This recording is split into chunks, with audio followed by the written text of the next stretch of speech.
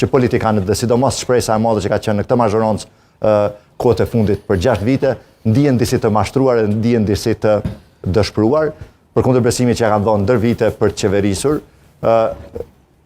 vazhdon të bëhet me një propagandë digjitale në rrjetet sociale, por në hallet e përditshme qytetare nuk ka pas dhe dikim dhe shihet një zhgënjim. Kështu që a ka funksionuar ky bashkimi Vjosa Osmani Lumir Abdixhiku e pjesa tjetër? Edhe unë personalisht kam pasur disa rezerva në fillim për shkak të historikut të zhvillimit të raporteve të tyre dhe në fakt sigurisht që e kam pa me kujdes në hapat e parë të saj, të këtij bashkimi, por ndërkohë që filluan aktivitetet e para në takimet mes qytetarëve, por edhe me strukturat kudo që kemi shkuar në deg dhe në ndeg, ka pas një mjekpritje edhe një, si të thush, përqafim të këtij bashkimi jashtëzakonisht përqafime, fotografi, selfie, po sa dush, po kauz.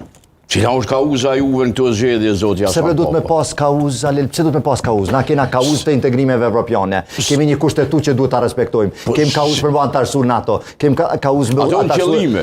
So është kauz për një pol zgjedhje. Çfarë kauz? Kauz bashkimit kombëtar që ka pas lëvizjeve të vendosje që ka ardhur me kauz bashkimit kombëtar edhe e ka zhujt flak rrugës dhe tash e ka bënë një thyrje kombëtare bashkë me ato që ka thonë do të bashkohema. Çfarë kauze duhet kem? Kauz kundër korrupsionit. Tha që ajo procesi i cili vazhdon. Kauz kundër korrupsionit, kauz për sistem të drejtësisë të pavarur, kauz për stabilitet, funksionalitet, kauz për ruajtjen e rendit juridik të Republikës Kosovës, kauz për respektimin e kushtetutës dhe respektimin e simboleve të shtetit ton, Republikës së Kosovës, që ju e mbroni pas